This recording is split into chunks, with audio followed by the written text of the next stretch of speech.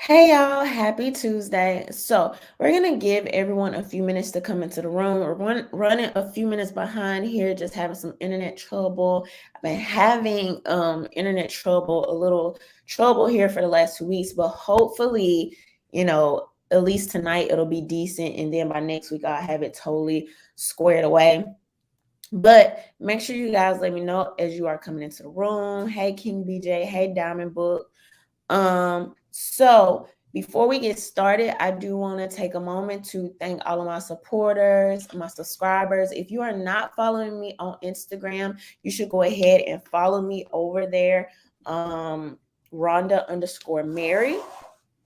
And thank you to my patrons and to everyone that supports my content. So, uh, we have some interesting things that we're going to talk about tonight. Before we do that, let's go ahead and let our guest introduce himself and tell you where you can find him. Hey, what's going on, folks? I go by Armed Atlas online, and you can find me on YouTube, Instagram, Twitter. Those are really my main social medias. Spend a lot more time on Instagram, but I'm kind of making a little bit of a comeback to YouTube. I just had a baby recently, little girl named Eliza. Super excited. She's about 5 weeks old, so this is kind of me jumping back into social media and content and whatnot. So special thank you to Rhonda for having me on, and hopefully you guys could enjoy what I do. I do have a podcast called Costly Conversations. Rhonda was actually on the podcast not too long ago, about maybe a year ago at this point. So not too long ago. And hopefully you guys can go find her episode when this is done and take a listen. Okay, so thank you for the introduction. It looks like my internet is still coming through really choppy. Will y'all please let me know in the chat um how it's coming through, looking and sounding. Hey, Bruce.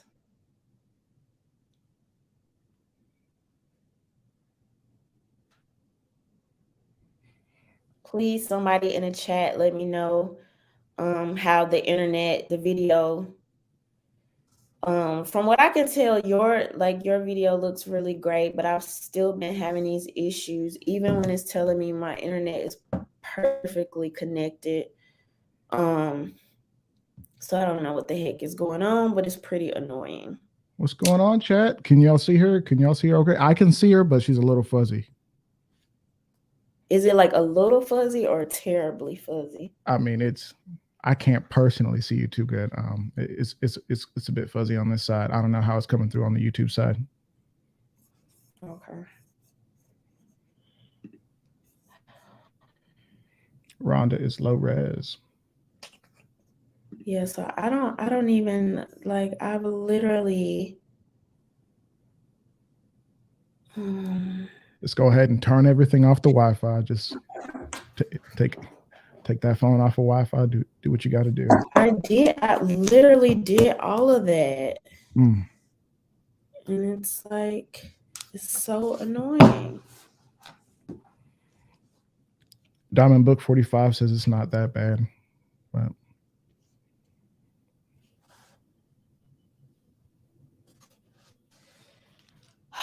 Okay.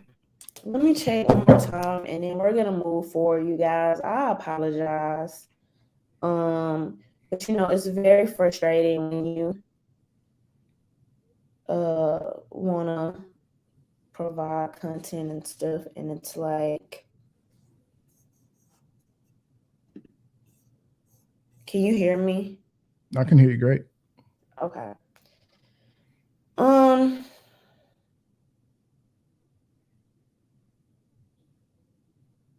yeah, even I'm looking and I look like totally frozen.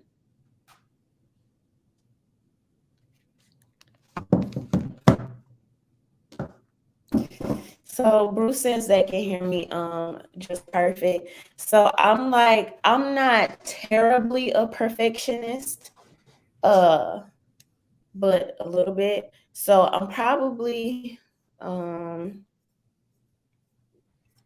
thinking about removing the cam from the chat. If that's cool with you, Atlas. That's fine. Okay, cool. That might help out with the,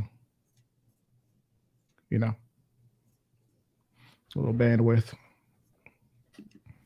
Oops. Oops. I forgot how to do it.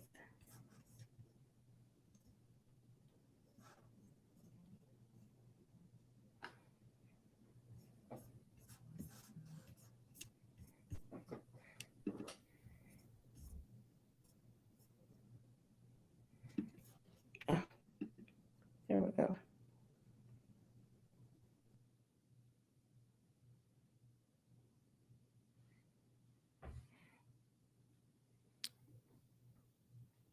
Where'd you go, Rhonda?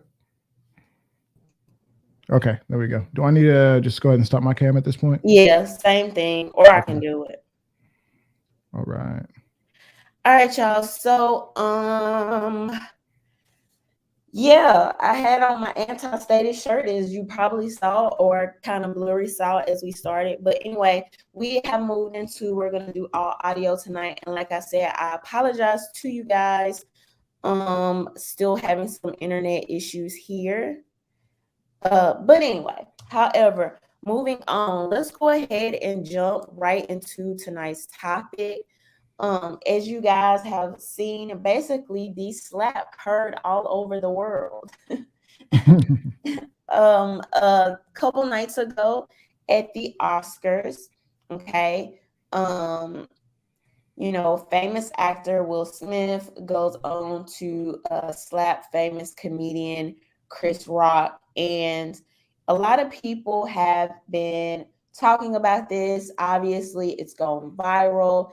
And so we want to break into it a little bit tonight and talk about different aspects.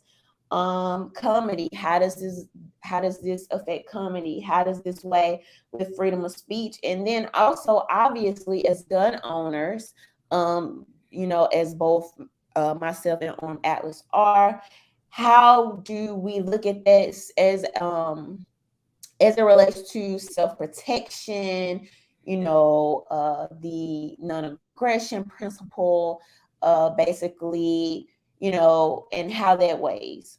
So that's what we'll be going into tonight. Before we do that, let's watch the video again. I'm going to play that here.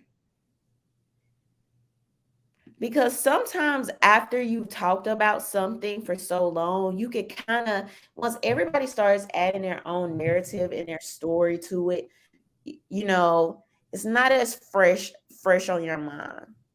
So let's take a look at this. You know who's got the hardest job tonight? Javier Bardem and his wife are both nominated. Now, if she loses, he can't win. He is praying that Will Smith wins. Like, please, Lord.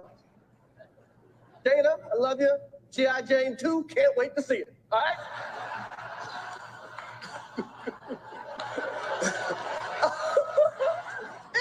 That was a nice one. Okay.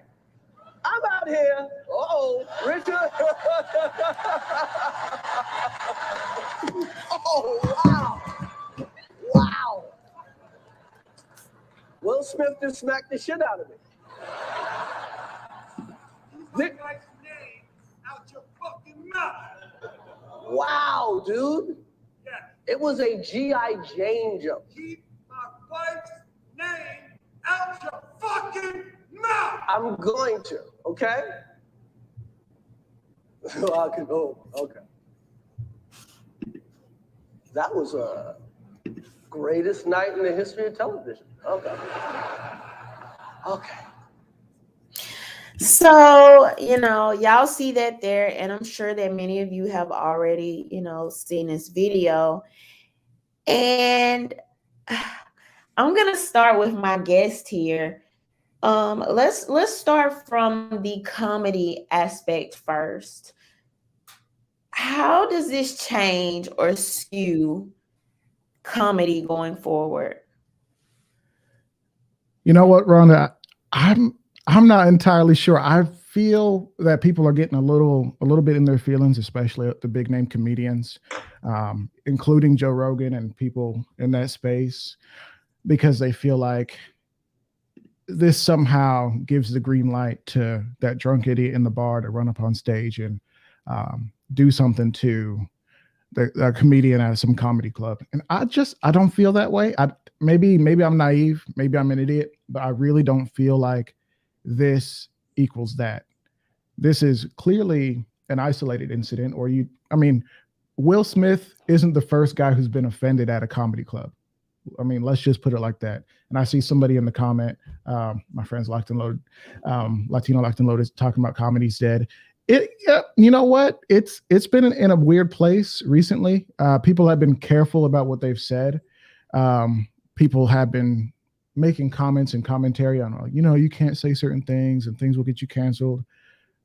At the end of the day, certain things will get you punched in the face. Like, let's not pretend like you can just say whatever you want.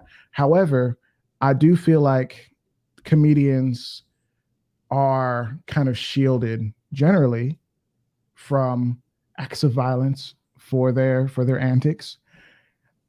And I don't really feel like this really moves the needle. Like, let's be honest, it does not move the needle. Well, so we've been talking about this for a while here. This kind of, I really, it feels like a new age thing to me. And that's easy for me to say because, somebody that's twice my age that's listening right now may be like, you haven't seen half the things I've seen. But I just think, so ultimately, okay, first of all, let me address the hair thing, right? Because I have to do that. Right. Many of you listening may know the history of Black women, particularly in this country, dealing with their hair and how sometimes their hair has been deemed like inappropriate in professional settings, job settings, and things like this. Now, unfortunately, you cannot see my face and my beautiful hair tonight. You may have seen it kind of, blurry at the beginning of the show. But, I'm a big fan of natural hair, and Jada Pinkett has always, from what I can remember, rocked, the shorter hairstyle. And so, she's dealing with alopecia, which causes hair loss. And ultimately, I don't think this was a dark humor.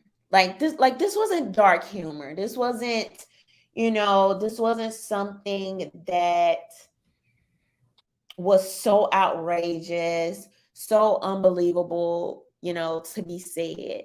I don't really follow celebrities, okay? Entertainers are not leaders. Cheap plug. Get your tea at RhondaMary.com. But I'm not really into the celebrity worship. I don't really keep up. If something goes viral, of course, I'm going to see it come across my timeline or, whatever like that. And so some of those topics I'll kind of dive in like tonight. But I think if somebody would have came to me and said, do you know Jada Pinkett has alopecia? I probably would have been like, no. And then 30 minutes later, maybe I remember hearing something about that one time or another. So overall, I don't think that the joke was just so dark or completely tasteless. Even myself, when I think about, G.I. Jane, right?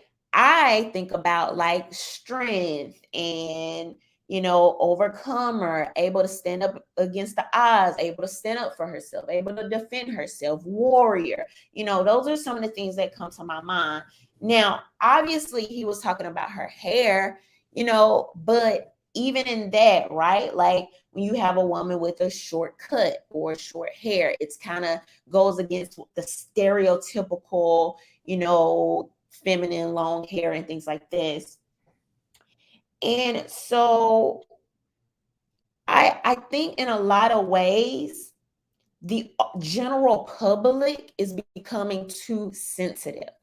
We're becoming so sensitive to the point where, you can't really say anything to anybody. And now it's spilling into comedy. Now it's spilling into, the social medias and the technology. And now you even see it censoring into people's personal stories and things like this. And I think this just lends more to that already conversation. Now, okay, with everything considered, that I absolutely think that, people are becoming more sensitive. I don't know what it feels like to deal with that type of illness. I don't know what Will Smith and his wife are going through behind doors. I don't know the ins and outs of the medical visits and the what it feels like to lose your hair and this and that. And so that, combined with everything else that we've seen, Will Smith go through recently, he and his wife within the media, you know, and things like that, it's very possible for somebody with human emotions to, act out, you know what I mean? Act out of character, do those things. Like, I could see that happening. I could see that being possible, but not necessarily something I agree with. And certainly not something that I would say I agree with based on what I thought was a light joke overall. I completely agree. And let me just say this before you continue, Rhonda.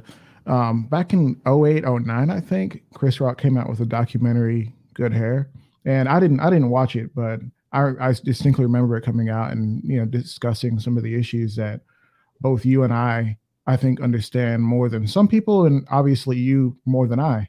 The struggles of Black women in America with having their natural hair, some of the difficulties with it, finding products, things like that, and then to find out that um, obviously there's other issues, but I don't think that Chris Rock has a bad bone in his body when it comes to having respect for Black women specifically and their hair. I really don't.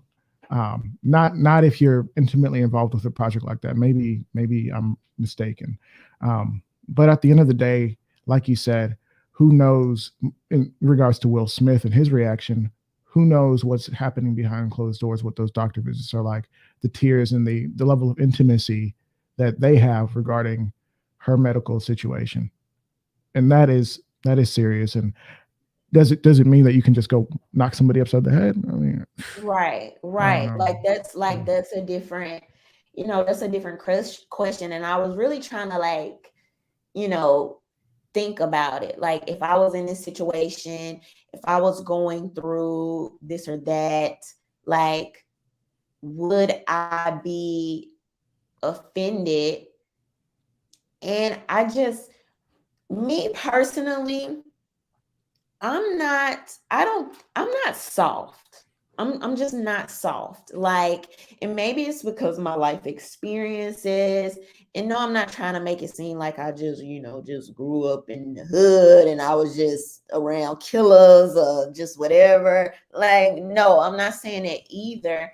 I just think that based on the people that I've been around, even like, my homegirls, like, we're not all like super sensitive. I can't say this, I can't step on your toes type. Like, I think that I have an ability to, or I try to challenge myself to have deeper discussions and listen to other perspectives, even when I don't agree with them. Be open to different type of, like, humors and understanding that people do have different, lines, of what they find funny. Um, and I just think that I, it's weird, man. It's weird because we went from an era where people would make jokes about Michael Jackson, people would make jokes about Bill Cosby, people would make jokes about, like, R. Kelly, and even Twitter, right? Particularly quote unquote Black Twitter, okay? I'm talking about you've had presidents freaking dropping bombs, and Black Twitter has come to some type of way. I mean, every moment practically, you know, that you can think of, every significant social or political moment, it's always, you know, it's kind of just been lighthearted. Like people have found a way, even in dark times, to kind of turn some things into laughs. And I kind of see, even if you were on Twitter, like back in the day, like when it was like Twitter before like all the censorship and the pushing the celebrities to the top, and when it was just about like regular people and stuff like that, like Twitter was wild, Twitter was crazy, but it was funny. And now I feel like now we're giving everybody participation trophies. You know what I mean? It's like now I literally, they don't even want me to say a man is a man and a woman is a woman, because like when I did the Jubilee episode, how dare you say that in front of this trans person? Like, so I have to lie, I have to change my thinking. I have to not be honest in this moment. I got flown out to be honest of my opinion. I didn't get flown out to cater to your ego, your emotions, who you are, who you think you are. You know what I mean? But people literally telling me, how dare you not console the trans person in front of you because you made them feel bad. Like, you know what I mean? And obviously, you know, that's a little different and leans into something different. But I feel like it's this complete air of like sensitivity. And don't get me wrong, you know, like I said, I don't know what it feels like to have alopecia. Could I see Jada feeling some type of way? Sure. But most comedy, good comedy at least, it's uncomfortable. It's uncomfortable. I've watched, you know, Dave Chappelle. I watched Bill what's his name? Oh, Bill Cosby. Burr, I Bill. think. Oh my gosh, Burr. Yeah. Those are two people that I would say I watched recently. I'm not like a comedy head. Those are two that I've watched with like friends and family and stuff like that that were already like watching. And it was certain jokes where I would like cringe or like, you know, kind of like suck my teeth, like, oh my God, did he really just say that? You know what I mean? But I think comedy has been used as an outlet, it's been used as storytelling, it's been used as you know, laughter, it's been used as a way to bring people together, it's been used as a way to challenge perspectives, you know, it's been used as a way to make people question and think, you know. And a lot of comedy shows, I don't know if most still do this, I know the 85 South show does this, but you go into an 85 South show, you sit in the front of the audience, they're roasting you off top. And they don't know. They don't know when you come in there and sit in that audience, whether you're dealing with an ailment is the reason that you're overweight, or some type of disease is the reason that your hairline is receding, or, you know, whatever the case may be. You know, they don't know that. And that brings to question, did Chris Rock know she was dealing with alopecia? A lot of people like to think just because they follow celebrities and they know every single second of what's going on with celebrities, that's the reality for everybody. And we have to remember, even some people that work in those atmospheres, when you hear Denzel Washington say, I don't know who Damson Idris is, like, sorry to that guy. You know what I mean? I don't even know who that is. Or when you see certain people, new people on a red carpet, and somebody walks down the red carpet and that person doesn't even know that person's name, and we on the side of the TV screen may think that person is super famous. You know what I mean? So this idea that everybody is even keeping up with every second, I've probably literally seen, I think maybe 2 episodes of the Red Table Talk. I think I saw the one with Will Smith, and the one with Kevin Hart, I think. She's been open. She's been honest with her diagnosis. I mean, what does I love the point that you just made where I'm just thinking about, I'm like, man, like, why would we know? Shoot, I didn't know she had alopecia before. I just thought she went with the bald headed look. Okay, cool, look good. I didn't even really notice because it just kind of flowed. You know what I mean? Like it looked all right. But obviously, Chris Rock maybe has seen her with hair, obviously, and then seen her without hair, and he's like, oh, GI Jane, quick jab. He's in the world of comedy, they call that crowd work. You gotta work the crowd. You gotta get them laughing. You gotta get people involved. Throw a jab here, throw a jab there. Like no one's safe. It's a roast. Like it's not supposed to be safe. It's not supposed to feel good to the person getting targeted unless you can laugh at yourself, unless you're very secure. And clearly, one person wasn't very secure that night. I could see. I don't know that Jada was really even that tight. Like I don't know that. Maybe somebody else Like would tell me yeah, that. that's another thing. Like, was she like, even though she felt some type of way and rolled her eyes in that moment, was it like, I feel so bothered that I want my husband to like immediately slap this man?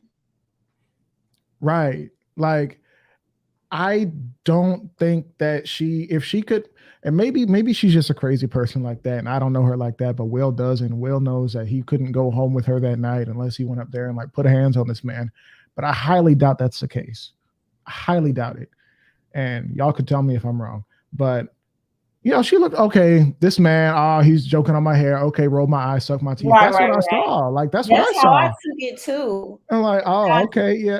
Oh, Chris, chill, Chris. And then this man just gets up, and I swore this man said, what was his character in the movie that he won Best Picture for? I mean, Best Actor for? King Richard.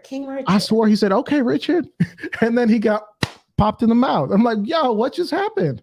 I thought it was a joke. I thought it was all part of the thing. Maybe low key. I'm not trying to be a conspiracy theorist. I'm gonna leave that to you. But low key, I might think that it's still a little bit of a like there ain't no way they let this man sit down and take his award and go home. Police didn't even question him. Like there ain't no way. This had to be staged, right? You like, I really thought this was a part of the thing. Like, no, like that's weird. So let's watch it again, because now I want to go into the self-protection side of it. And I've been seeing a lot of people that carry firearms talking a little crazy. So let's watch that real quick. Okay.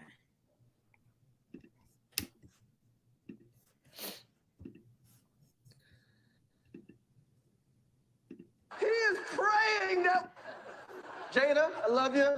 G.I. Jane 2, can't wait to see it. All right? So first of all, let's start with he's laughing and clapping here. Now, some people were saying, no, he was still laughing from the other joke. Like this was literally another joke. All right?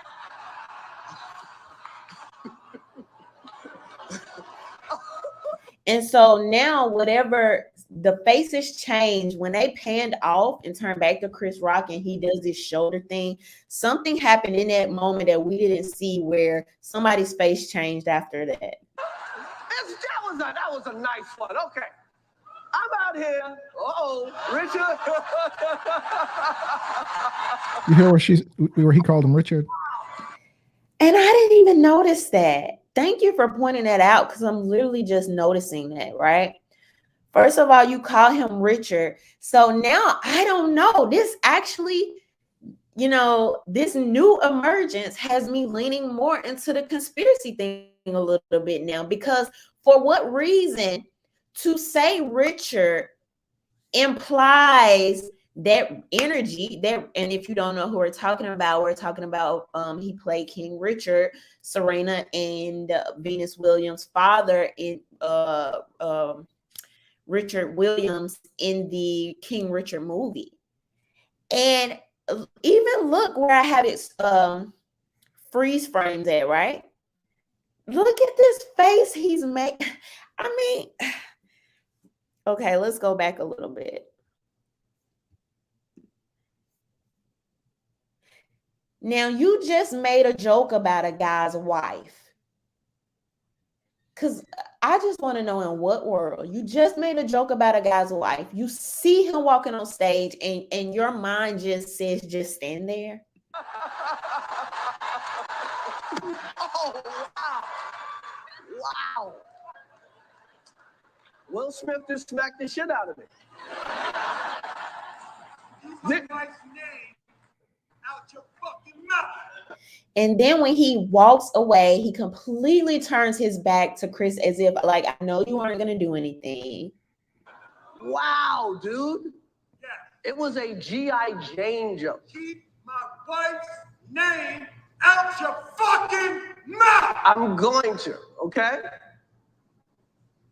So I could, okay. That was a greatest night in the history of television. Okay. So now, while we're talking about that, he goes on to say that was the greatest night, right? So if we look back at 2021 of the Oscars rating, it had plummeted 58% compared to the year before, which was 2020. You had, now this episode drew in about 16.6 million viewers compared to the 10.5 million the year before. So you had at least 6 million more people that tuned in.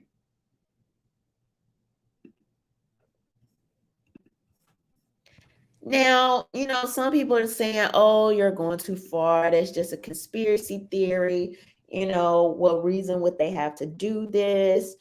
You know, obviously ratings and viewership is always going to be a reason. That, I mean, that's just on the table. That's just 1 + 1 = 2. Now, I'm not gonna say as far as I just know, I can verify, I'm certain that this was fake, but I just think it was very odd. I think it was very odd. I think from Will Smith going into laughing, initially laughing, to, did we see the part where his wife rolled his eyes or rolled her eyes? I don't feel like I played it back that far, but you know, and then something they were doing in the audience, I guess, cue to him that they were more offended, possibly. Well, you got to know, like, depending on where you're standing in the room and what your mics in the room mics can pick up, he could probably hear like 2 or 3 people at least go like, "Oh, come on, man!" Like, so you know he heard that and he's like, "Oh, come on!" Either that or he knew that that joke might have hit a little wrong, just off instinct.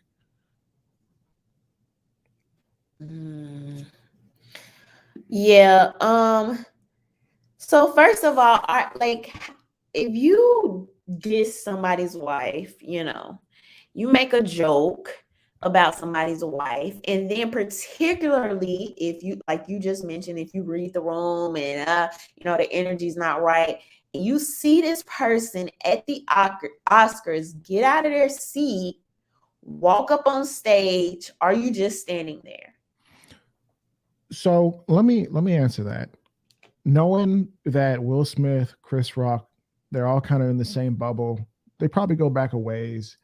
I wonder if Chris Rock thought that Will Smith was getting up to come take the mic and say something nice about his wife, or just to kind of like take over, do kind of pull a Kanye, be like, "I'm gonna let you finish, but Jada should have won," you know, something crazy like that. That's what I thought. Maybe Chris might be thinking. But also for me, as a self-defender, as somebody who can conceal carries on a regular basis, if somebody is rolling up on me, like, you got to be prepared. Like, at least have it in your mind, like, this man, I don't know what he's doing. Let me at least take a step back. Let me get my base right. Let me get my hands up. Like, do something. And then to let him walk away. I'm not saying he should have decked him, but at least like push this man off of you. Like, bro, like, how are you gonna let this man just get all up on you like that? Like, bro, chill. That's where I'm at.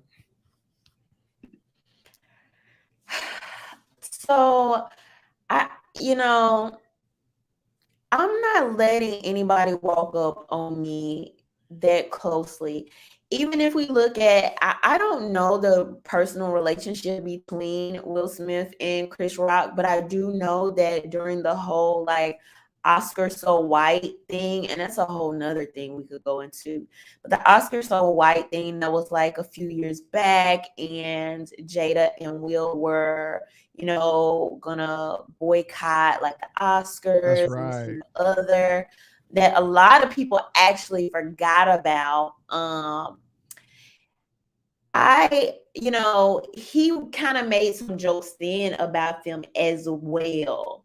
And so maybe people felt like, oh, well, now you're saying something again. So I don't really know like the history of their personal relationship, but still I'm not letting anybody walk up on me like that unless we are like actual close friends. I don't care about you so-called being in my bubble, or same network, I should say. I'm still going to somewhat be on alert, especially after that energy of, you know, I possibly offended at least his wife. So I'm Yeah, just not yeah. going. No, I saw that actually. Oh, shoot, was it today or yesterday? Where he during the previous Oscars, he was like, "Yeah, well, Will Smith and Jada were talking about boycotting, but they weren't even invited." So, ha ha. And I was like, "Okay, that's a good joke." And I do wonder now that you mentioned that. Now that I'm remembering, I wonder if they actually had a bit of a rift. But man, at the end of the day, like, how you gonna let this man just like roll upon you like that? Like, that's crazy. And Chris Rock is corny. Like, let's be clear. To me, I mean, to me, he's not particularly funny. He's not somebody who stand up I will watch. I'm not really interested in his type of like stand-up comedy. Now, I have watched the Everybody Hates Chris. I watched several episodes of that. I thought that show was pretty cool or whatever. Oh, I But used to love that show. just him as a comedian, I mean, even a G.I. Jane joke, it wasn't like ha ha, like funny. You know what I mean? I think it was supposed to be a more like I don't even know. I don't even know. It wasn't funny. So people that are saying like the joke wasn't even funny, like at least be funny. Yeah, I could kind of get that. Um, Even the whole joke you mentioned previously, like you weren't even invited type of energy, I think that was definitely kind of like poking at, but comedy does that as well. Mm-hmm. You know what I mean? Comedy does that as well. And somebody put an interesting tweet today that I actually agreed with. They said the same people that are taking up for Will Smith were telling trans people to chill out on Dave Chappelle, like lighten up, like it's all jokes. And I agree with that. I Mm-hmm. agree. Like, how are you? Because, like, okay, real talk. So, first of all, so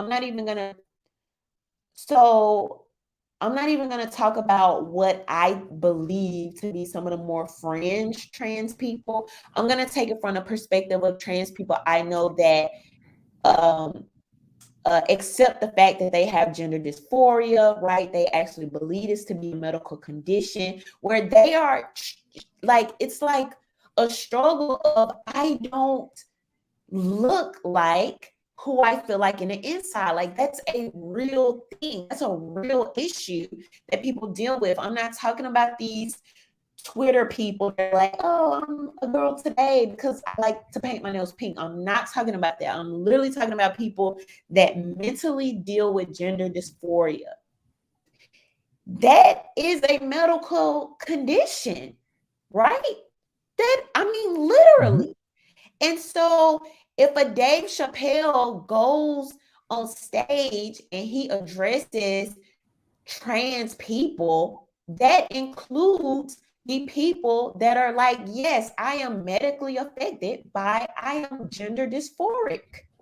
Like, Yeah. You know what I mean? Just like somebody would feel like they have body dysmorphia. This is a person that has gender dysmorphia. You know, they don't feel like how they look. And so, do trans people now get to go on stage and slap Dave Chappelle because how dare you make fun of this condition, that this is a real aspect of my life that I actually deal with, regardless of, you know, the people that you see on TV and the people that's the loudest and the people that try to make it trendy. This is a medical thing that I deal with, and how dare you make fun of that? And I think the tweet was spot on. I think the tweet was dead on. You'll have the same people that'll be like, y'all need to lighten up. The world don't revolve around you. Da da da da. Turn around and say, oh well, alopecia, that's a medical condition. Now you're going too far. Right. And I mean, at the end of the day, it's nothing. If we say alopecia is too far, you got to say every joke against a trans person, a black person, any minority person or person who is impacted in the slightest. In fact, how far can you go? Can you say, well, I'm white, but I have Irish heritage, so you know that was kind of a rougher white heritage, so don't make any Irish jokes. Or you know, Irish people have a mean stereotype about being angry, and I had an abusive father, so don't make Irish jokes because that's triggering to me. Like, bro, shut up. Like, I understand that you're going through something, but this is comedy. Like, we can talk about Should this. there be a line in comedy? No, you know what? The line is, will people still pay to watch you? Are people going to come back? And if people come back, the market has decided that your comedy is all right. At the end of the day.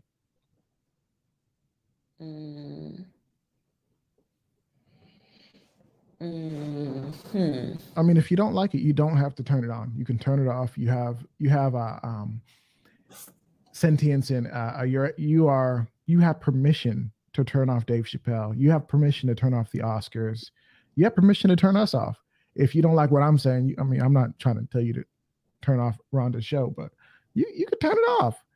People act like they have to be incensed at every little thing on the internet, and that's why I have such a hard time on places like Twitter or even talking about subjects like this, because I'm like, at the end of the day, why do we care about Will Smith? Like, I understand he's been a big part of our childhoods and stuff, with like all the, you know, the movies and TV shows and things that has endeared him to us. But at the end of the day, he is just a human being who has done some pretty cool stuff. But he's a regular guy who has got a little bit of talent. So another thing people were saying is that, or even kind of even with Will's speech, right? It's like, you know, as in this industry, we basically have to be bullied. We basically have to be talked to in these certain ways and things like this. But my thing is, I'm the type of person, I'm going to deal with people for them. I'm not going to compound every experience and trauma I have and put it into like one person. I feel like the punishment has to match the crime, you know? And so people are saying, oh, well, he just got tired of people saying this. He just got tired of people doing this, and the other. And it's like, if that's the case, you know what I mean? How are you going to put all of, because you could literally call that misplaced anger. I mean, that would technically be what that is. And even us watching Will Smith going through these different range of emotions in such a short period of time, I just thought that it was odd. You know what I mean? Like, we saw you laughing, we saw you crying, we saw you slapping somebody and being, you know, like aggressive, all within this one segment. And so another question that I would have, I remember somebody did a movie. I think this was one of the Jokers or something like this. And they had to like almost detox after their character. Like, and even Chris calling him Richard and things like that. It's like, did he really take on that persona? That's something that I've heard, is that he went into something of a method actor state, and that Richard was a little bit more explosive. Richard Williams from King Richard was a little bit more explosive, and if you talked about his girls, he would get up in your face and he would do something. He would take action, and I wonder if he kind of put himself in that mind state of being Richard. Like I'm not trying to make excuses for the man, but I wonder. Like that's something that I think about. I do think that could like be a possibility. Yeah. I But, think yeah. that could be a possibility. I think that, you know, the mind is very unique and complex. And if you, I mean, you know, this is what The Secret, like The Secret, the book, the documentary is about. You know what I mean? This is what, you know, a lot of these self-help books and these gurus, right? They tell you if you want to be something, if you want to be somebody, become it first in your mind, you know, aligning your mental to Mhm. become this one with your physical and moving in aspects of that. And like, I definitely think that there's a mind-body connection and we can become or do certain things based on our mentality. And I could absolutely see him being in that character or being in that role or, you know, understudying for so long that you start to take on bits and pieces of this character or this persona. Mhm. Yeah, I mean, the man just won Best Actor for being somebody that he was not, for being able to laugh and cry in moments that are not his real life. So I could imagine that he kind of struggles a little bit. Not to mention, I mean, I've heard this recently in all the conversations about Will Smith that he's publicly talked about feeling or not being afraid of feeling weak and all these things, and that's something that I don't believe Richard Williams was. Um, Correct.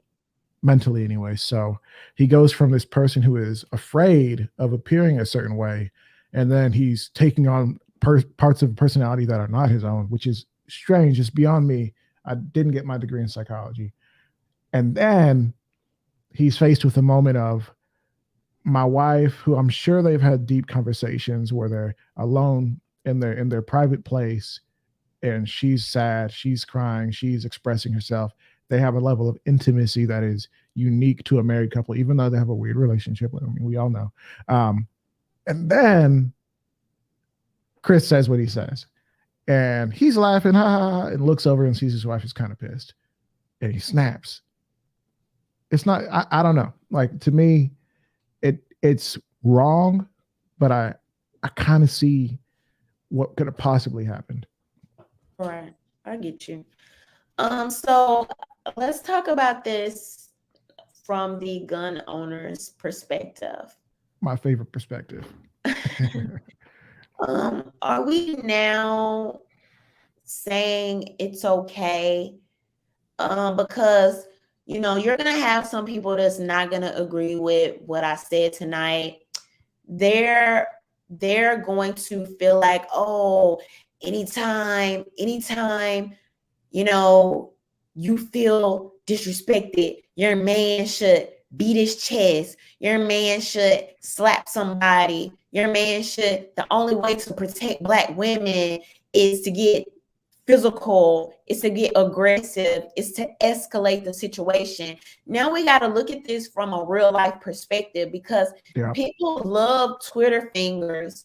People love control environments where you know ain't nobody in those seats got a gun. You know what I mean? You might have a few security in there, but we're talking about a control environment of people of a certain status. But like, first of all, everybody ain't out here playing. And the whole conversation, it has started as if like, nah, this is what your man's supposed to do. It's okay. Da, da, da, da, da. I want y'all to like sarcastically try that in the real streets because some of that's not gonna fly. And I'm not saying this to be like funny. I'm not saying it to be sarcastic. I'm saying that stuff be cute on the internet. It's real cute when you just have an opinion.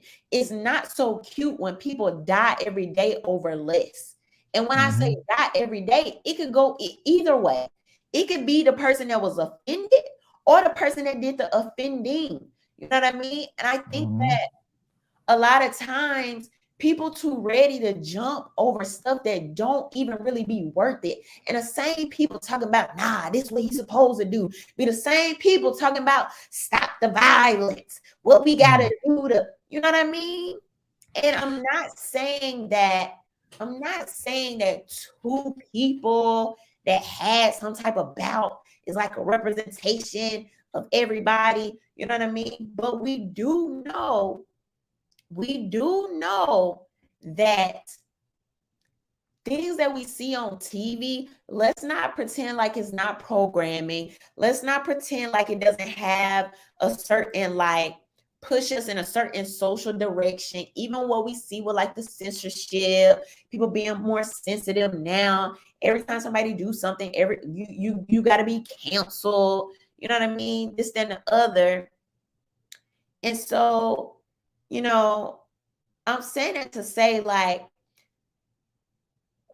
where's the distinction for if we're gonna, like, me as a gun owner and specifically as a Second Amendment advocate, I cannot give people the advice to go around slapping people every time they be offended. If you go around slapping people every time to be offended, you gotta be ready and 10 toes down for what come with that. And everybody ain't trying to slap you back.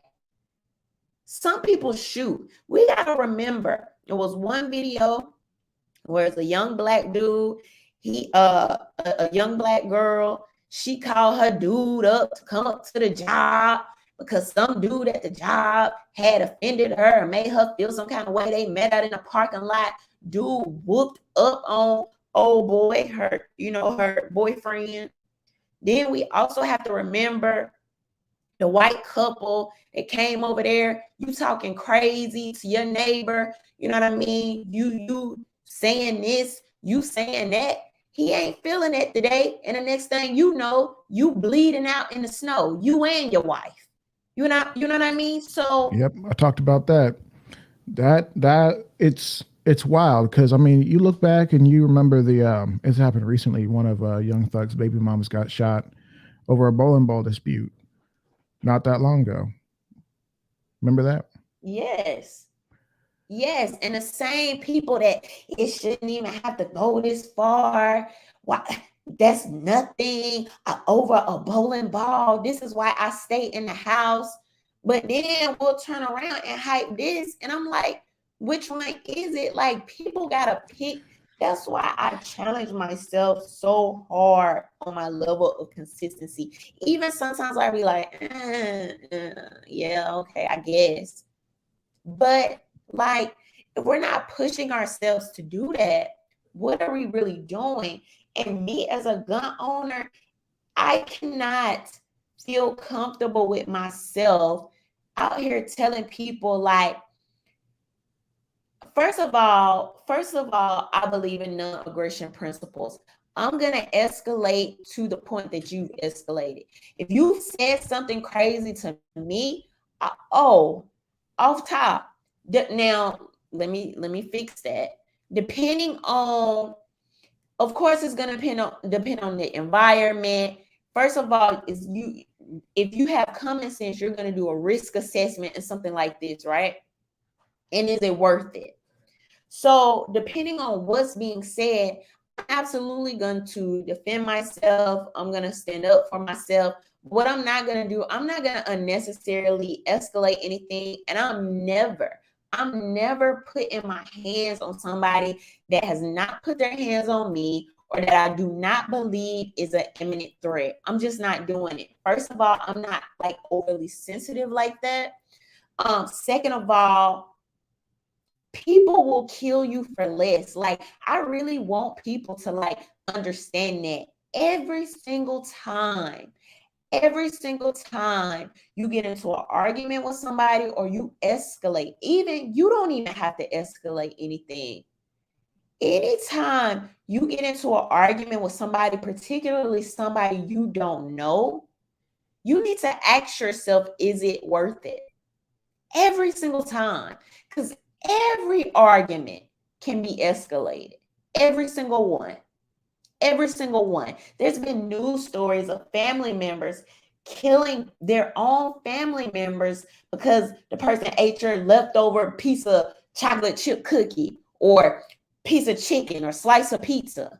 You know what I mean? People have killed people over dice games. People have, like, and it's easy, like you said, a bowling ball. And it's easy to be like, oh, it was just a bowling ball, but it escalates. Yeah, no, it's completely wild, and it's just to think about it, like for real. Things like bowling balls, something like, oh, I threw a basketball at somebody and they turn around and start shooting. It doesn't take but 4 pounds of pressure to pull most triggers on a standard Glock. Like 4 pounds is the difference between life and death on any given Sunday, any given day of the week. So for me, I'm with you. I'm not going to try to escalate a situation. Even if something is kind of escalated, I'm gonna try to keep myself in a good situation because I got 2 kids, I got a wife. I can't be getting into some verbal altercation. Like you said, you got to know where you are. Can't get into some verbal altercation with somebody I don't know, and even with somebody I do know. You do what you can to be at peace with all men. Like this firearm that I carry, the hand skills that I have, it's not for you. It's for the person who has no self controls and puts hands on me in a way that I can justify that they were bringing physical bodily harm or death to me or somebody around me. Like that's what that's for. And all these know-it-alls on Twitter and even some of them on Instagram be like, well, that's what I want to see. Y'all just mad because y'all not used to seeing black men stick up for black women. It's like, bro, that's not what sticking up. That's not what I'm asking for. Is that what we're asking for?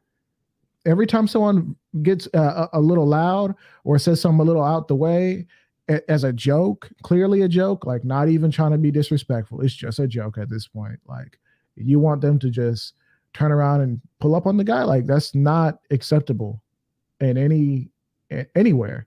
Like Will Smith got away with it, but you going to jail if you don't end up 6 feet under.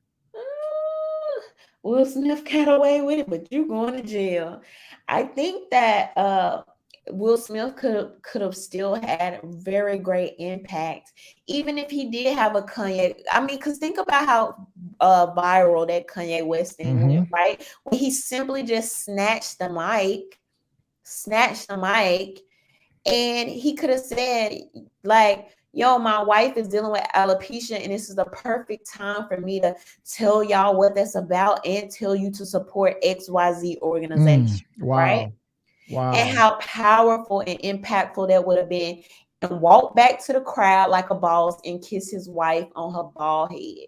You know what I mean? Wow. That would have been so powerful. I'm getting kind of emotional just thinking about that. Incredible. But just you're absolutely right. He had a moment, my mom, when I was a little petulant child, my mom used to say, like, man, use your powers for good and not for evil. My need for attention. And instead of using the opportunity that he had, the stage, the platform that he had to empower, to love, to care, he gave a whole speech about love. I'm being called to love. Yeah, you were being called to love and you didn't answer the call, sir. You put hands on the dude for what? It was a perfect opportunity to love.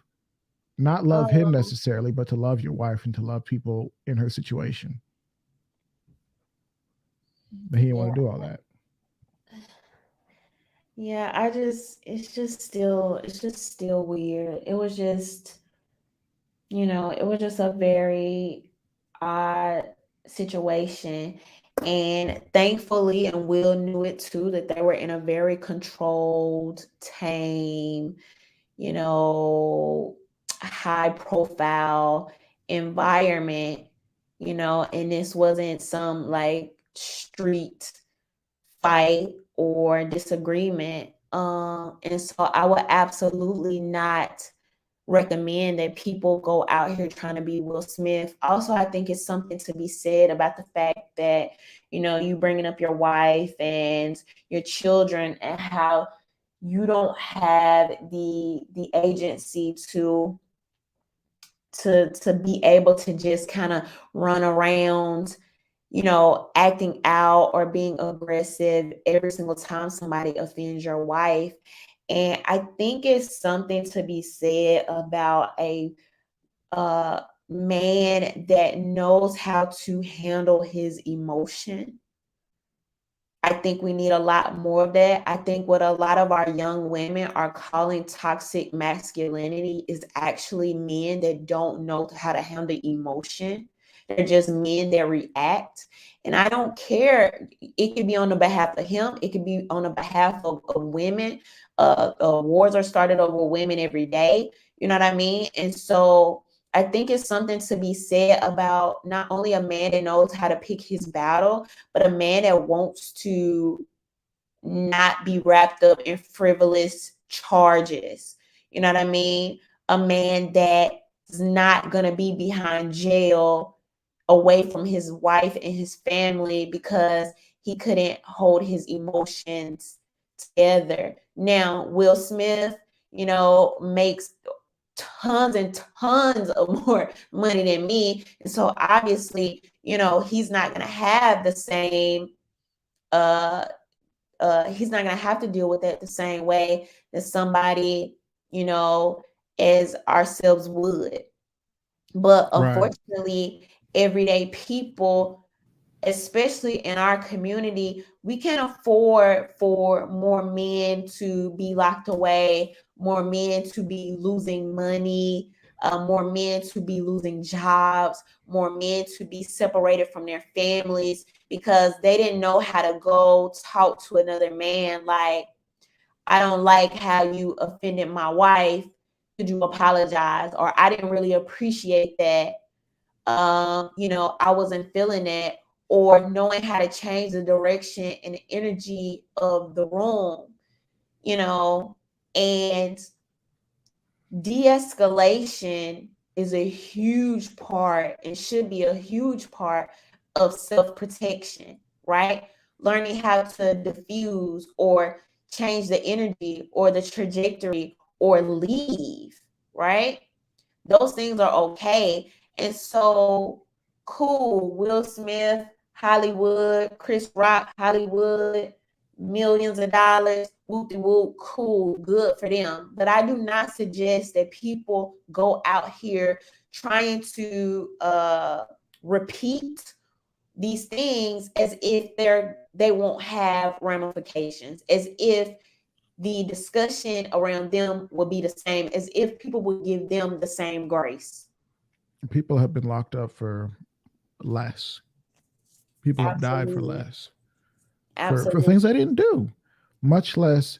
Oh, I went and put hands on somebody. Man, once upon a time, I saw this video of this old dude who got mad at this young woman, probably in her 20s, for parking in the handicap spot. This old guy, real old, decrepit looking guy, and he was like, "Hey, you guys are in this parking spot." I couldn't really hear, but basically, he's going on, and her boyfriend comes out the store, gets in his face, shoves him, not super hard, but hard enough that he kind of stumbles back. He's old, falls on his butt.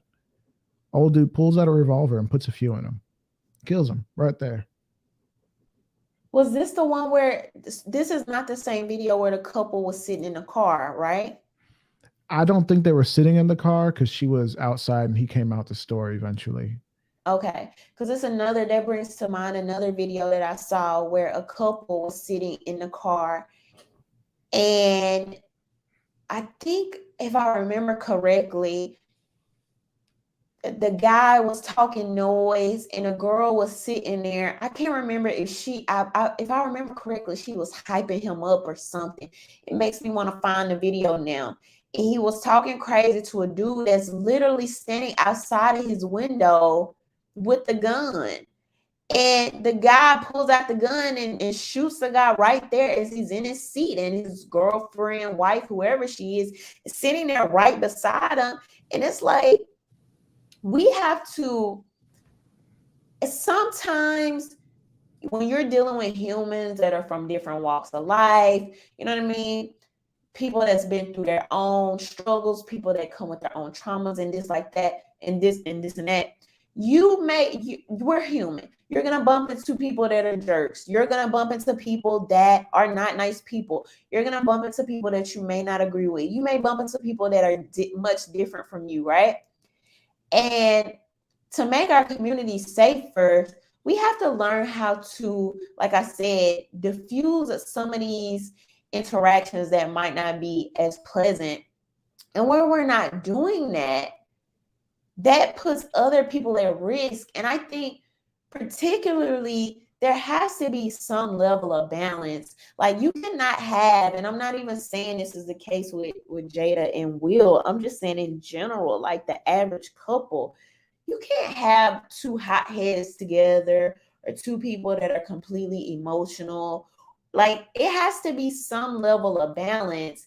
And in a traditional sense, I would say that the man, particularly when it comes to self-protection, traditionally men have been known to protect the woman, provide for the woman, and all of these other things, right?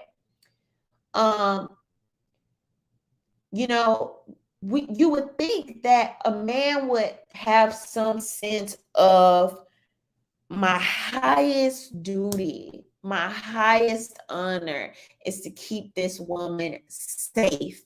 And sometimes keeping people safe is not always protecting their feelings, if that makes sense. Sometimes keeping your woman safe means you not going to jail tonight, where now you have to be away from her for a year because you assaulted somebody, or you being able to leave the situation because this other person is willing to escalate something that you didn't really want to escalate. You know what I mean? And so risk assessment is also very important. Like, is this worth what it has the potential to turn into? No, absolutely, absolutely. Man, I'm thinking about Kanye right now because everybody's kind of going on. It's like, hey, is Kanye okay? Like, is his mental health good? He keeps making these veiled threats and he keeps going nuts. And I know we're talking about Will, not Kanye right now, but it's I didn't expect this from Will. I expected this kind of nonsense from Kanye. I know I'm a little off topic. I apologize, but no, you're good. I also see a lot of people saying, "Oh, hashtag protect Black women, protect Black women, protect Black women." And to that, I say, define a woman, because just last week, y'all supposedly didn't know what a woman was. That was so controversial. Like, you can't define a woman. A woman is just merely a social construct. So to protect something, you have to even at least know what it is. You know what I mean? But that's a different conversation. Sure. No, but you're absolutely right in regards to the question of who are we supposed to defend? And there is this interesting construct, and traditionally the way it's been is where men have to are expected to step up and protect women, and whether that's because women have been treated like property and you got to protect your property, or because women are created in the image of God and you want to protect the gifts that He's given in this life. Like, I mean, that's how I like to look at it, but I wonder if people really understand what it really means to be a protector and to have self-control and to think clearly and to have a plan. Have a plan for what happens if you're in the car and somebody starts banging on the glass, or somebody's having a road rage situation. Are you about to pull over with them and get out the car and tussle in the street? Like, because that's how people die. Like, I feel that everybody has a plan until they get smacked in the mouth. Yes, but have a plan to begin with. And clearly, Will Smith didn't stick to whatever plan he might have not had anyways. I literally just had this conversation yesterday about having a plan for, because that's something I've never really thought about. Like, even me, people think because I have an opinion and I know how to stand up for myself and I know how to discuss certain topics, some people assume that, oh, like, you must be aggressive, you must be this, you must be that. How I handle the Jubilee episode. I don't know if you got a chance to see that. What you mean? Yes, I've seen it like twice, and then I've seen people's reaction video talking about how much they hated you guys. Because I heard you were kind of complaining about it. I'm like, who are these people? So I went and hit. Oh my gosh, lame. But how I handled that is typically how I would handle a situation. Like I'm never going out of my way to be mean to people. I'm never going out of my way. I'm not picking on people. I'm not a bully. I thought you were super nice in that conversation. Yeah. I mean, in general, I think you're a kind person. You know, I appreciate that. I suppose if all they see is online stuff, it could be confusing. People will think just because, people will literally think just because I have a opinion on mask that I must walk down the street and be like, take that stupid mask off, or because I have smacking it out of people's hands. Huh? Just smacking mask out of people's hands. Right. Put that thing down. People think because I have an opinion, a man is a man and a woman is a woman, they think that I go around telling trans people, you ain't no real woman, you ain't no real man unprompted. And it's just not true. It's just not true. I have followers, supporters, friends that mask, that are trans people, that are vaccinated, that are non-traditional, that are several things, you know what I mean? A part of several type of diverse groups and cultures and all kind of things, you know what I mean? And so that's another internet thing. That's another why I say the internet is not real, because everything, even when we look at this Chris Rock and Will Smith thing, everything is a hard line. You're team this or you're team that. You're anti this or you're anti that. You know what I mean? And it's like, people are nuanced. People are complex. And I have the ability to be able to discuss that. Hey, I don't necessarily agree with that. Or this is how I feel about that, without being outwardly, like, I'm not like aggressive to people. I wasn't trying to, on a Jubilee episode, trying to make the trans person change their mind. I'm not trying to make you not be trans. You know what I mean? That's your life. I want you to be able to live it to the best of your ability. My position is, don't force your opinion on me.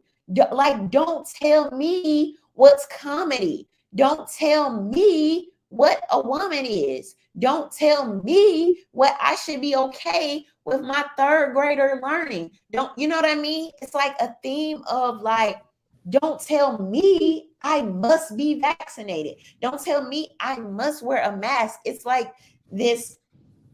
It's like if everybody lived by that same standard, I think stuff would be way more cool. I don't go around telling, you know what I mean? Like I said, I don't go around telling trans people, you need to call yourself what you are or what you were born. Like, I literally don't care. I don't like that's you have to, far as I know, and far as what I'm here to see, you have this one life to live, and you have to choose and you have to answer for how you're going to do that. That's not my decision. And have the same grace for me. Don't try to tell me like what I should deem funny, what I should deem, to be canceled. It's like the whole bullying, the whole censorship. That's the part that bothers me. But otherwise, I can have conversations with people I don't agree with. I have no issues with doing that. And I think that was pretty evident in the whole situation. But like, don't get it twisted. If somebody comes at me or says something, particularly on the internet, I'm going to try to hurt your feelings off top. If you come for me, if you say something disrespectful to me, I'm not talking about somebody that disagrees with me. I'm not talking about that. You're welcome to disagree with me. I can disagree with people in I guess I don't want to say professional, somewhat like polite manner.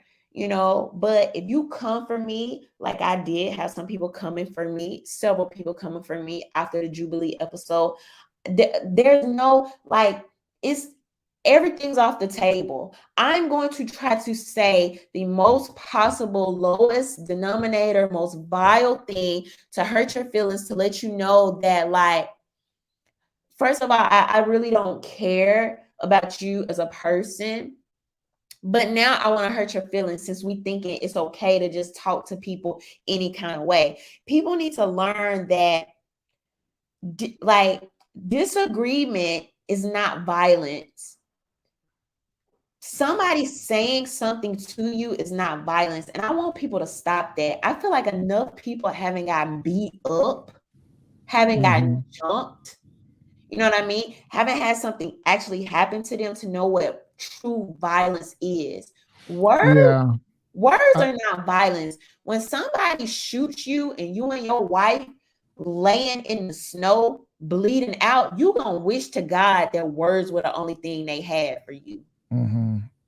I do seriously wonder kind of where people's heads are at when, it's like it's a joke that there's like a certain type of liberal, not to pull the left right type stuff in this conversation, that loves to say like your words are literally violence. It's like, bro, like you might be upset, but you don't know what violence is. Clearly you don't. And especially words on the internet. Words on the internet, as much as cyberbullying is a thing, those words are not violence. We need to be very clear about what violence is. And I think taking words and doing this weird semantics thing where or mislabeling them, like, I get so tired, bro. Everybody on the internet, this is right. I had this conversation the other day. People do this with the word violence. People do this with the term racist, where they use it so much that it doesn't have meaning.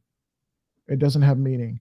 Oh, this is violence against this community. This is violence against that community. And there's a certain type of person on the internet who uses those words. And I'm not trying to be disrespectful to people who are in those communities, but for people who use that kind of language loosely, I would humbly request that you check yourself and really just reconsider the way you use language in general, because violence is a real and serious thing. What's happening overseas right now, there's a lot of violence. If somebody puts their hands on you, there's a little violence. There was a little violence at the Oscars. It was a little violence. It wasn't super violent. But it could have gone somewhere. That said, that's my little soapbox for right now. I'm just remembering, and I'm kind of pissed off because people are so soft. But you ought to muscle up a little bit. The main reason why we need to be very clear about what violence is so people actually know it when they see it, and they know to defend themselves and prepare to defend themselves accordingly. But when you're telling people that everything is violence and words are violence, and when somebody says something that makes you feel uncomfortable, that goes against your personal philosophies, your religion, your beliefs, your political system, that these things are violence, we set up ourselves for more people to actually be violent, okay? We set up ourselves for more people to escalate and be aggressive towards others, and start the aggression. And violence literally means physical force. I think I'm going to keep saying this in every episode as much as I can remember to say this. Please, if you have old dictionaries, if you have old encyclopedias, please keep those, okay? Because I tend to believe, and I think a lot of people do at this point, that we are in a very almost Orwellian, dystopian, current modern system where we seeing words almost turning into not meaning anything, right? What's a woman? Oh, I don't know what a woman is, but I know a trans woman is a woman. Like, you know what I mean? What is violence? It could be when somebody says something to you. I think words can escalate violence, right? I think words can lead to violence and lend to violence. I think the people using these words can be violent people, but I do not find that words themselves to be violence when literally, if you look up the word violence, means physical force. Physical.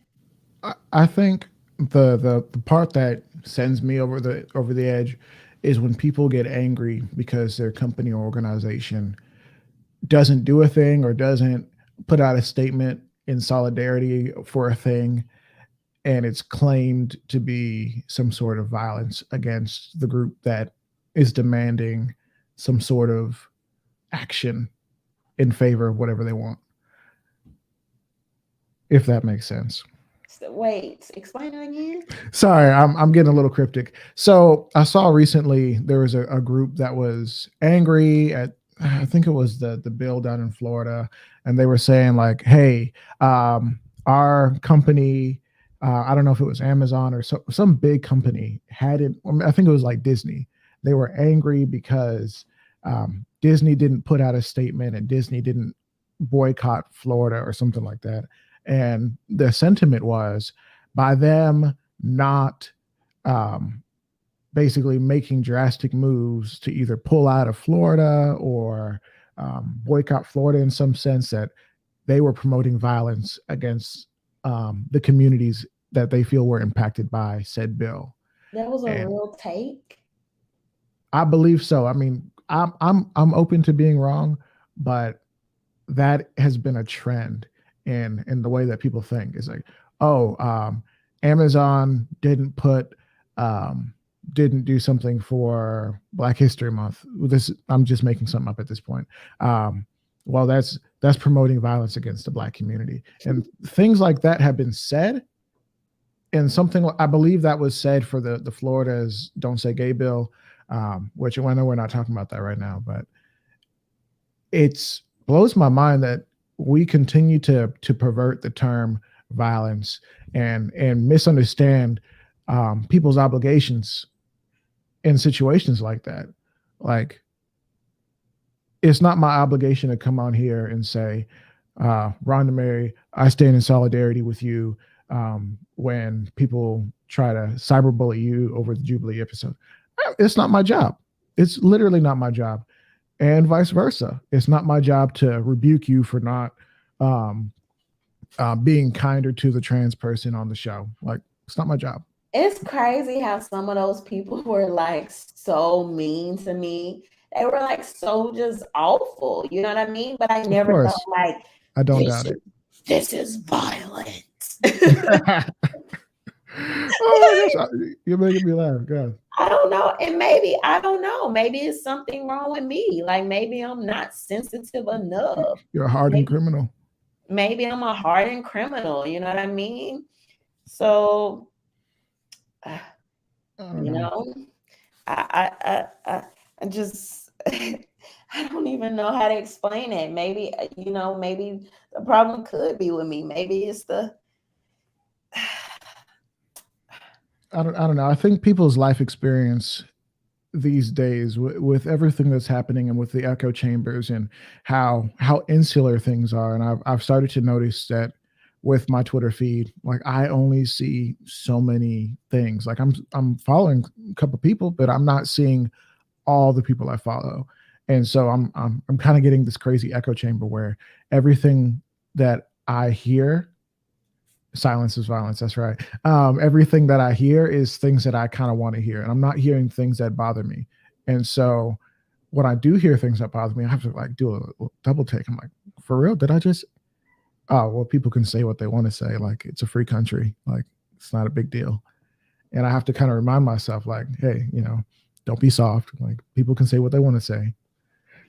And then I think that social media has led people to believe that the fringe minorities are like the majority. You know, If you turn on your TV, you would think that like trans people make up freaking 10% of the population, right? Where if I remember, it's literally less than 1%, maybe even the LGBT, maybe making up 5%, if that, right? Turning on your TV, you wouldn't know that. You would think that if you talk to an everyday person, if you talk to a mom at a freaking, she's sending her child to school, you would think that moms are coming into the parent teacher conferences saying, yeah, I really want my child to learn about gay, the word, just gay. You would think that Black people are just walking around saying silence is violence. You must speak on my behalf. You random person must stand up for me. And if you don't put BLM in your bio, then you're racist. You know what I mean? Or just some of the more like some of these kind of like things that we've seen, the more like social, what some people would say agendas, right?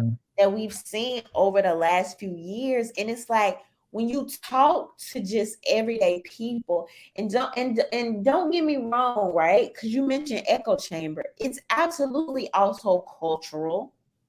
It's absolutely also regional. You know what I mean? I go out to Jubilee. Of course, the Black guy that's there is at least I can't remember where he said he was from, but he was living in California and had been there for several years.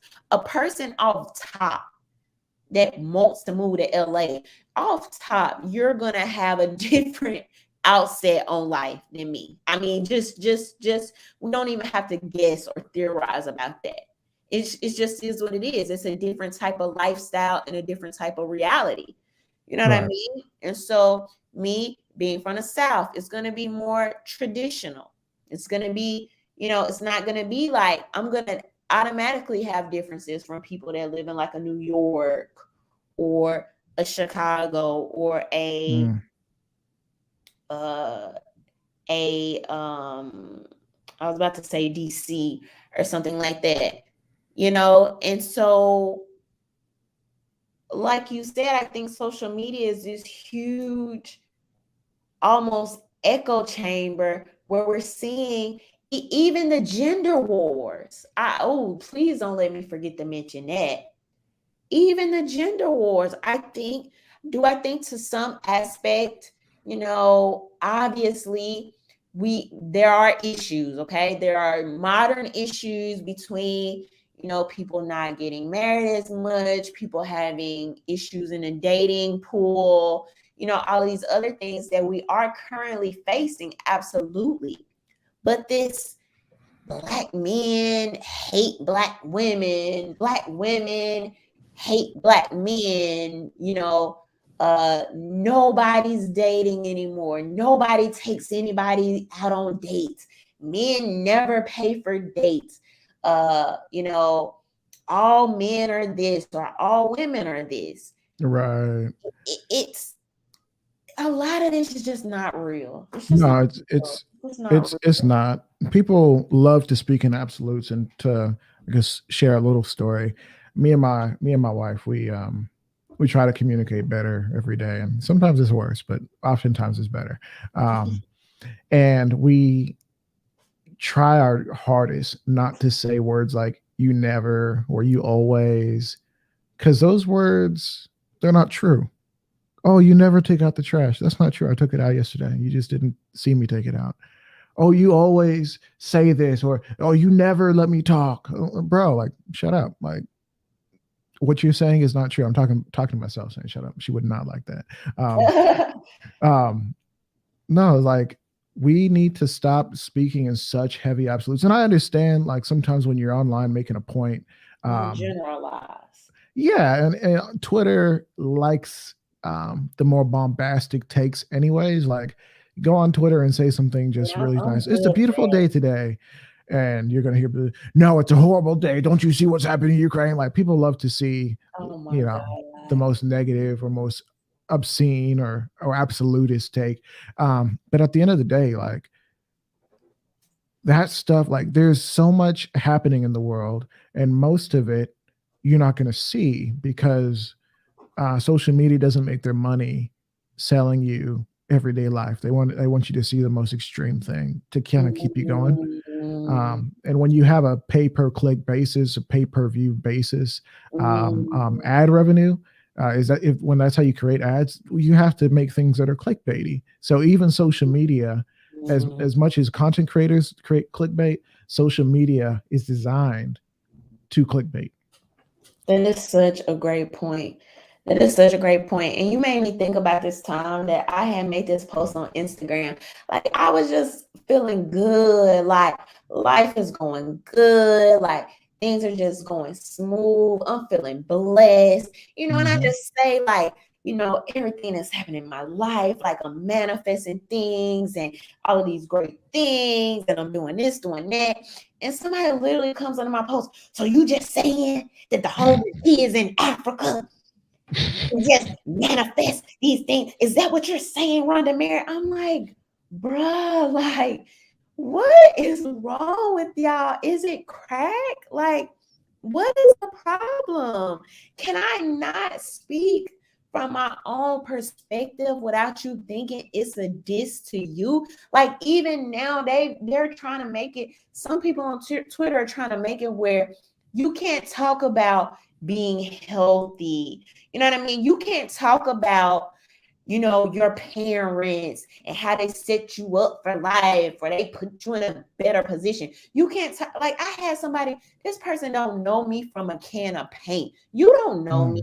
I literally had somebody tell me on Twitter,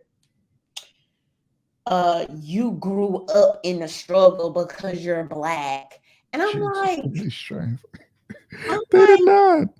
So you just gonna, now, by no means did I grow up rich, you know what I mean? Anything like that. But one thing I'm never, ever not gonna do is down talk my parents and, them being able to, like, just some things that may seem simple for me, but obviously as like I got older and met more people and experienced, like my parents buying me my first car at 16, just brand new car, just off the lot. Like, even though it was like even great then and I was super excited, I didn't really realize at the time that you have a lot of Americans that they just can't do that. They just can't. Right. My parents being homeowners, like things that I just kind of seem normal. I won't go as far as to say I took it for granted, because I don't think I ever did that. But sometimes when you just kind of like in your own bubble, you in your own surroundings, and you're not really seeing what other people going through. You know what I mean? Me coming from a 2-parent household, all of my friends, like every single one of my best girlfriends coming from a 2-parent household, parents married well over 30 years. You know what I mean? Like this. It's like, I didn't really start noticing, I guess, the what word am I looking for here? Kind of like weighing those things against some of the other things that people been through. And it's like, now if you even talk about that, if you talking about feeling blessed and having good health, people think your blessings are like offensive to them. Like, people are offended that you haven't been through certain things. You haven't, like, for somebody that I never met a day in my life to tell me, no, you went through the struggle because you Black, but you just don't know it. Now, granted, you know what I mean? The school that I went to wasn't the best. The city that I grew up in, did have like crime and stuff like that. But thankfully, the part of town that I was in, and with the protection of my father, with the, I grew up in a church, being shielded from certain things, I was just able to be protected and from certain things. You know what I mean? So I wouldn't go as far as to say, you know, like, I'm not gonna get, basically I'm saying this to say this. I'm not gonna get on the internet and pretend, oh, I had this horrible, downtrodden upbringing for some like fake solidarity for somebody that I don't even freaking know. Right? I'm not gonna pretend that a man is not a man and a woman is not a woman for some fake solidarity with a person that I don't even know. I'm not gonna pretend that I've had these horrible, excruciating uh uh interactions with men, and I hate all men, and men are the worst thing walking because of for some fake solidarity of people on the internet that I don't even know. You know what I mean? But I think that in some levels, it's become this collective trauma bonding. And let's be very clear, because I don't want anybody to twist, okay? I don't want anybody to like twist my words or, trying to make it seem like I just had like some type of perfect life or have some type of perfect life. That's absolutely not the case. I've absolutely had people make fun of my hair. When the natural hair movement happened, I was actually my first friend. I was the second person in my entire family. I was one of the first people in my neighborhood to go natural. You know what I mean? I was kind of like, I jumped on it early because it was something that I was already interested in. And so I took a lot of those hits early. At the time, I was dating a guy. He wasn't with it. You know what I mean? He wasn't feeling it, and so I had to deal with that. I've had people say, things to me, even in person, that weren't favorable, that were disrespectful, and I handled the things how I handled them. I literally have a story of being kicked out of a restaurant by a white lady, and that was a whole thing. And I've talked about that story here on this show before. So yes, I've absolutely had things happen, but I think that every human, right? If we could see a Will Smith going on stage crying, talking about all the levels of jokes and the disrespect that they have to take, and it's like that and that.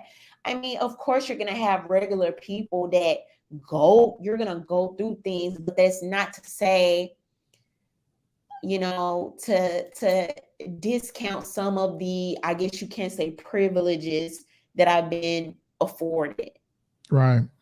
No, that's huge, because I mean, I'm just thinking about my own life and all the blessings, having a mother and a father in the house. And I think there are people who would want you to maybe feel bad or stay silent on the fact that, oh, you had a mom and a dad, or oh, I never skipped a meal. Like, I can say that not every meal was like top shelf, but I never went hungry, which is dope. Correct. I'm so glad to say that.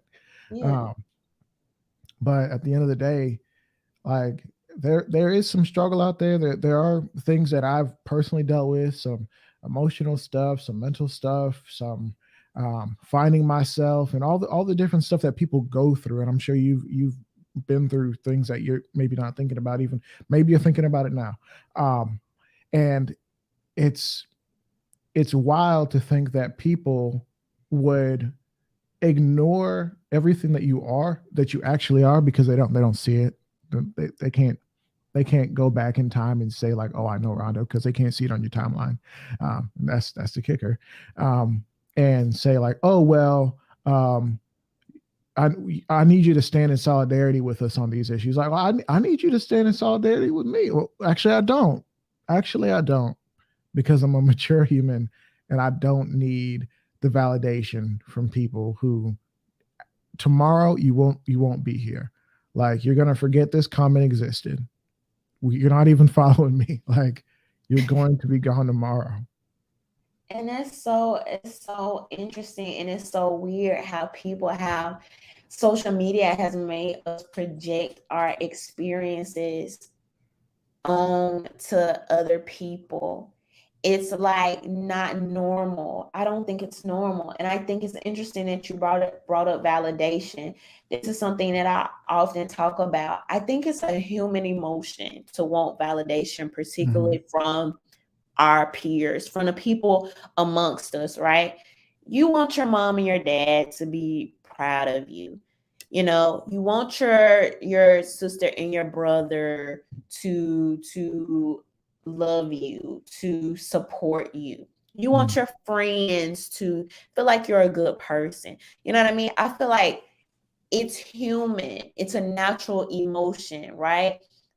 Physical touch. You just think about what the hug, literally a hug does for somebody psychologically, right?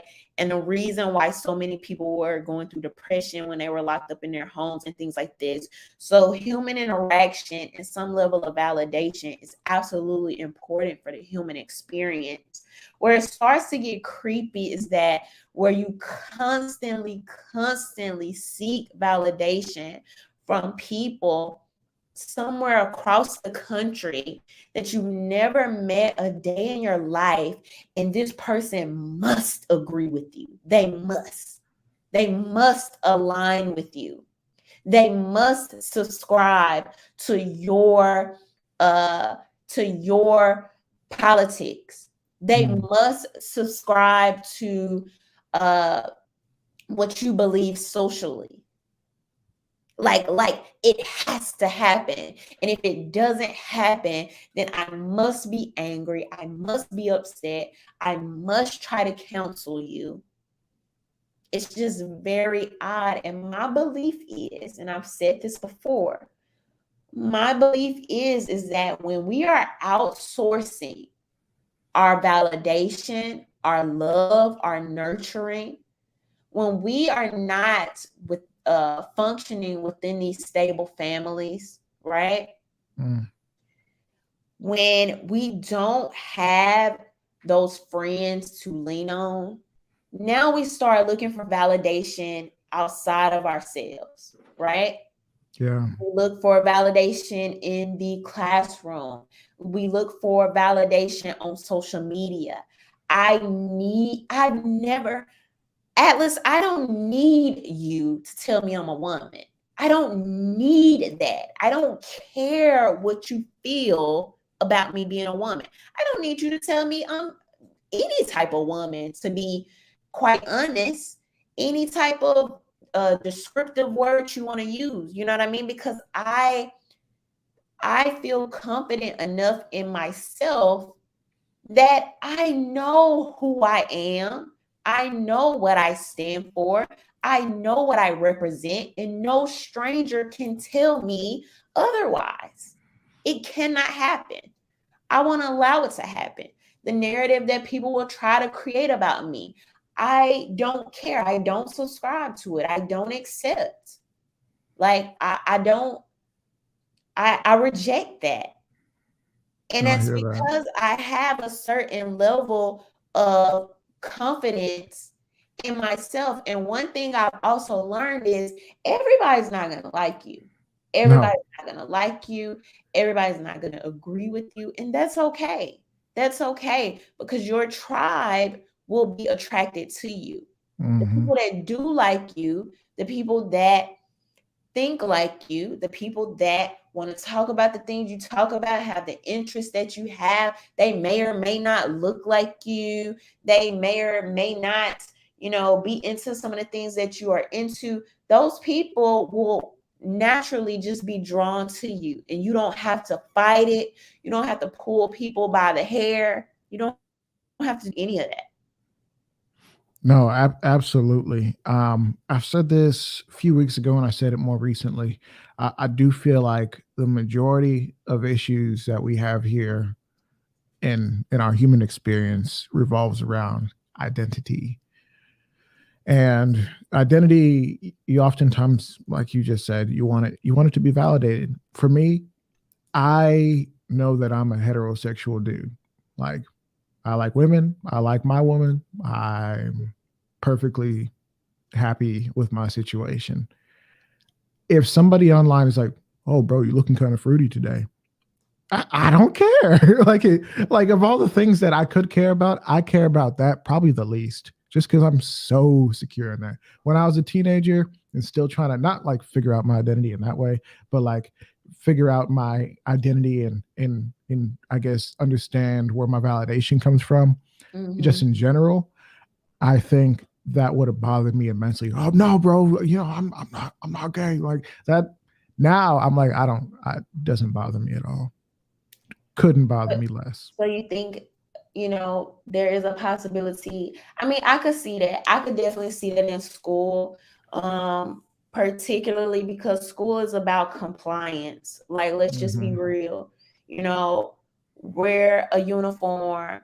Don't show your shoulders. You know what I mean? Don't wear whatever type of colors or symbols.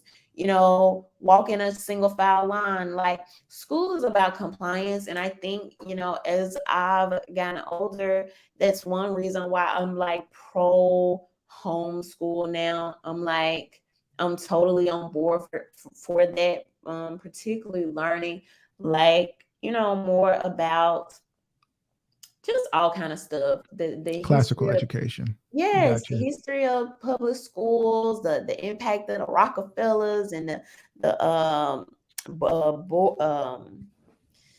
what is it, Board of Education? I think that's what I'm trying to say. Right. But like all of these systems that kind of keep schooling stagnant, right?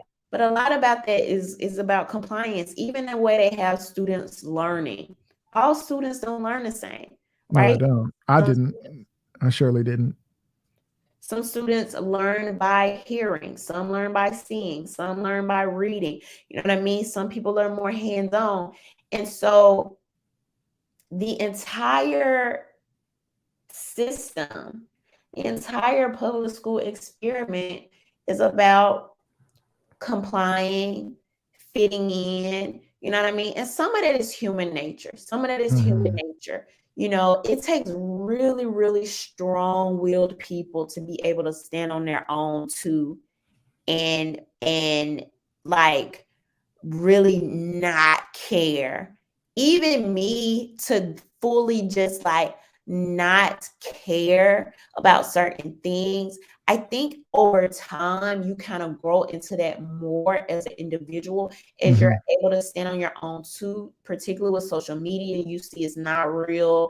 It's an echo chamber. You would never say this to me in real life. Oh yeah. Cause you might catch these hands. Like Right. I'm not throwing them, but somebody might. And so it's like,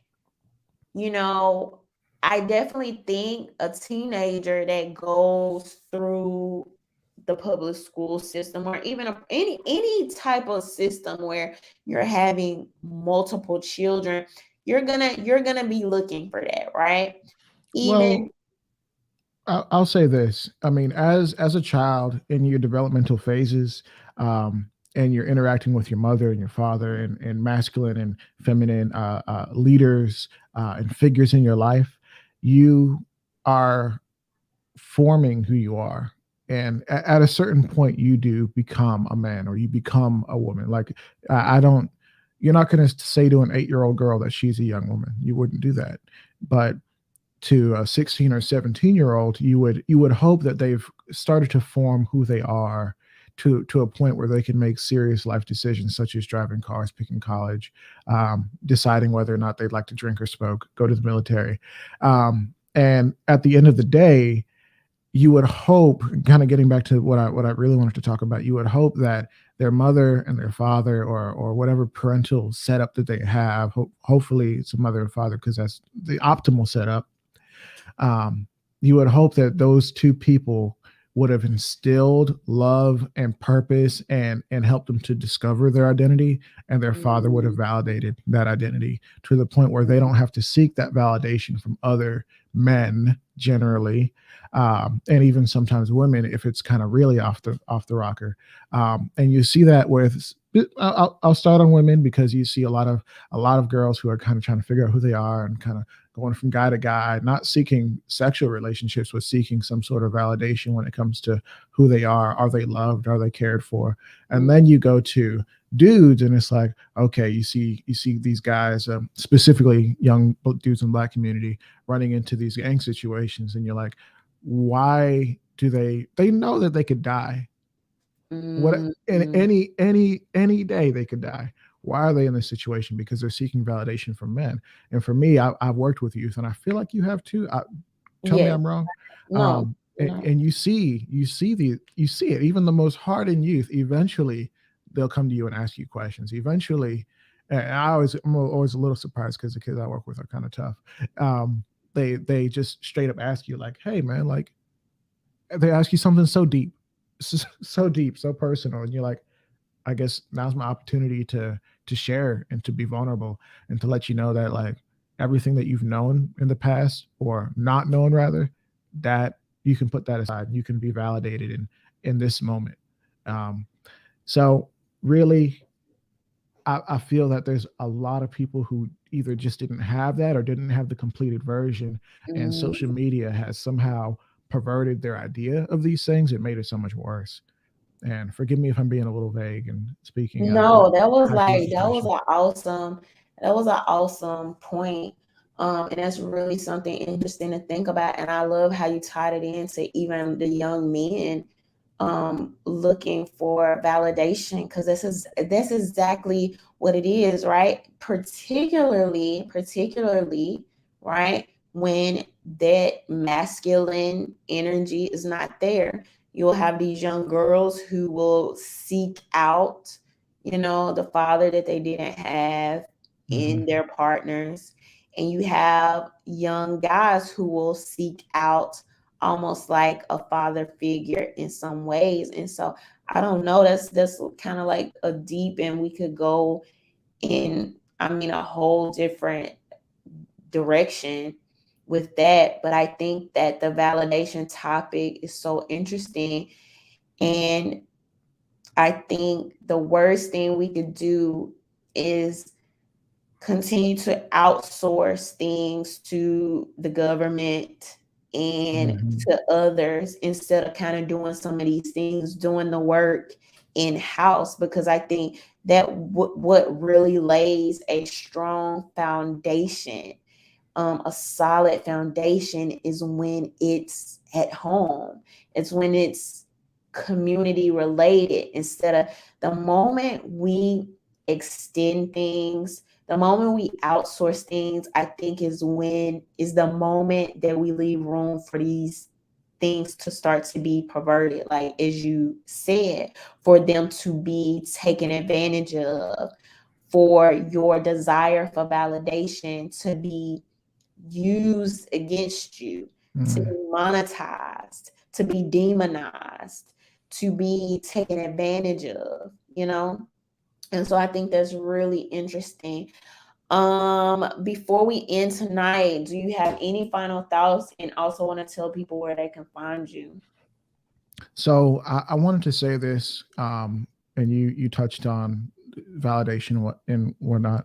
Um, I would also highly recommend that if you're struggling with feeling validated, if you're struggling in your relationships, if you're struggling online, I know people who are successful who I said like, hey, when did the comment section stop bothering you? And they're like, when I went to therapy. I recommend that. I recommend going to therapy. I mean, I'm going right now.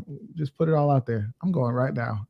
And it's a good thing, because you want to be whole for the people in your life. And you want to, I recommend, if you're married, go with your spouse. If you're single, go by yourself and just kind of find yourself. But also spend a lot of time, if you're spiritual, um, with God. If you're refuse to be, spend time thinking about your life and come to good conclusions. Now, in regards to where you can find me, if you want to look me up on the podcast, look up Rhonda's episode. It's a great episode. Costly Conversations with Armed Atlas. You can find it at Apple, Google, Spotify, really anywhere you can find a podcast. Just Google it. In regards to content, if you are curious to see what that looks like, I got something coming pretty soon. My brother's just finishing up something, and we'll drop that on the Armed Atlas YouTube channel. And also, there should be, if you look it up, a Costly Conversations YouTube channel coming out specifically dedicated to the podcast. If you kind of want to peep that, all new content coming to that as well. I'm super excited. There's some really, really good conversations, not specifically around firearms, but many other things regarding small businesses, some political stuff. I mean, it's a really good conversation, and I want you to kind of be part of that. Come find me. I'm on Instagram, armed_Atlas, and shoot me a DM. Say what's up. I'll talk back. Thanks, guys. I appreciate y'all. All right, so thank you to everybody joined tonight. If you are not subscribed, make sure you go ahead and hit that subscription button. If you are not following me on Instagram, it's absolutely no reason you should not be following me on Instagram. So go over there. My name is RhondaMary. Thank you to everyone that joined tonight. Thank you to my patrons and to everyone that always supports. And we will see you next Tuesday. Bye. Bye, guys.